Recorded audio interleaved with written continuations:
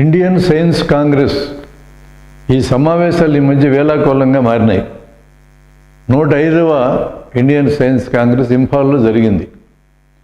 దీనికి మన ఘనత వహించిన మంత్రులు గారు, అప్పుడప్పుడు ప్రధానమంత్రి గారు వీళ్ళందరూ హాజరవుతూ ఉంటారు. ఈ మధ్య హాజరైన ఒక మంత్రి గారు స్టీఫెన్ హాకింగ్ చెప్పాడు వేదాలు చాలా గొప్పవని, ఈజ్ ఈక్వల్ MC² చెప్పిన ఐన్స్టీన్ కంటే గొప్ప గొప్ప సబ్జెక్టులు వేదాల్లో ఉన్నాయని మాట్లాడాడు. అయితే ఏంటంట, వేదాల్లో ఉంటే ప్రూవ్ చేయండి, ఇంకా ఏమేమి ఉన్నాయో చెప్పండి, కాదన్న వాళ్ళు ఎవరు ఉన్నారు ఇక్కడ? ఇదేదో ఎవరో సైంటిస్ట్ ఒక విషయం కనిపెట్టిన తర్వాత ఇదంతా వేదాలు ఇదివరకే ఉందని చెప్పడం కాదు, ఇంకా కనిపెట్టకుండా దాక్కొని ఉన్న విషయాలన్నీ ఇప్పుడే బయటికి తీస్తే ఎంతో ఉపయోగం జరుగుతుంది కదా. బుక్స్లో రామన్ గారికి బహుమతి వచ్చిన తర్వాత మన దేశంలో ఇక్కడే పుట్టి ఇక్కడే నివసిస్తున్న ఇంకొకరికి రాల బహుమతి. అట్లాంటి ఒక 100-200 కనిపెట్టి ప్రకటించి పత్రికల్లో వేసేస్తే ఒక 100-150 నోబెల్ బహుమతులు వస్తాయి కదా. ఎవరు కాదన్నారండి వీళ్ళని? ఏమి ప్రకటించొద్దని చెప్పారా?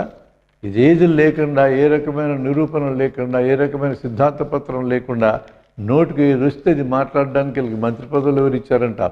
అలాంటి పద్ధతి సరైనది కాదు. వేదాల్లో ఉంటే కాదనాల్సిన అవసరం ఏం లేదు, ప్రూవ్ చేయండి, అందరం స్వీకరిద్దాం. సైన్స్కి అట్లాంటి విషయం ఏముండదు. ఎవరు చెప్పారో పట్టించుకోదు. స్టీఫెన్ హాకింగ్ చెప్పాడా, ఐన్స్టీన్ చెప్పాడా, పుల్లయ్య చెప్పాడు, ఎల్లయ్య చెప్పాడని సైన్స్కి పట్టదు. విషయం ఏందో చూస్తుంది, ఆ విషయం నిరూపణకు నిలుస్తుందా, ప్రయోగానికి నిలుస్తుందా లేదు చూస్తుంది. ప్రయోగానికి నిలిచిన మరుక్షణం మీద సైన్స్లో అంతర్భాగం అవుతుంది. అది వేదాల్లో ఉంటే మాకేంది, మహాభారతంలో ఉంటే మాకేంది, రామాయణంలో ఉంటే మాకేంది.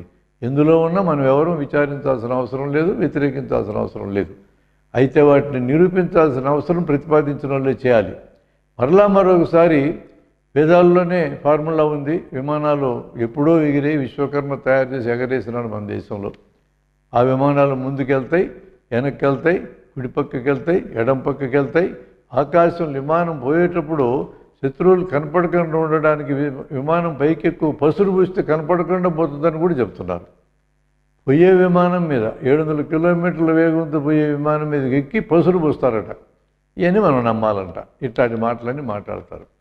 ఇవి ఇంకెంత దూరం పోయినాయి అంటే, ఆవు చుట్టూ బోల్డని నమ్మకాలు. ఆవు ఆక్సిజన్ పీల్చి ఆక్సిజన్ వదులుతుంది. అవును, గాలిలో 20% ఆక్సిజన్ ఉంటుంది, దాన్ని ఆవు పీలుస్తుంది. వదిలే గాలిలో 16% ఆక్సిజన్ ఉంటుంది, 4% కార్బన్ డైఆక్సైడ్ ఉంటుంది. ఈ జంతువులను ఇదే చేస్తే మనిషి కూడా ఇదే చేస్తారు. దానికి ఇంత పెద్ద బిల్డప్ ఏంది? ఆవు ఆక్సిజన్ పీల్చి ఆక్సిజన్ వదులుద్దంటూ అలాంటి బిల్డప్లన్నీ అవసరం లేదు.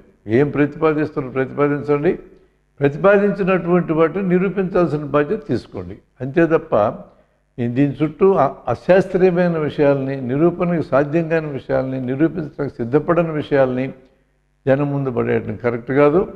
ఒకనొక సమావేశంలో సాక్షాత్తు ప్రధానమంత్రి గారే మా పూర్వకాలంలోనే ప్లాస్టిక్ సర్జరీ ఉన్నది, మన వినాయకుడి మనిషికి ఏనుగు తలను అతికించడమే దానికి సాక్ష్యము, శివుడే మొట్టమొదటి ప్లాస్టిక్ సర్జరీని మాట్లాడాడు అన్నట్లుగా పత్రికల్లో వచ్చింది. ఒకవేళ ఆయన మాట్లాడి ఉంటే రాజ్యాంగంలోని 51వ అధికరణంలోని హెచ్ ప్రకరణంలో ఉన్న శాస్త్రీయ దృష్టి, జిజ్ఞాస, సంస్కరణ అభిలాష, మానవతా దృష్టి ప్రతి పౌరుడు పెంపొందించుకోవాలి అనే అధికరణానికి వ్యతిరేకంగా మాట్లాడని అనుకోవాల్సి వస్తుంది. ఆయన మాట్లాడుండకపోతే వదిలేద్దాం, మాట్లాడుంటే మాత్రం దానికి వ్యతిరేకంగా మాట్లాడినట్టే. రాజ్యాంగం మీద ప్రమాణం చేసే ఇలాంటి మాటలు ఎవరు కూడా మాట్లాడకూడదు అనేది నా అభిప్రాయం.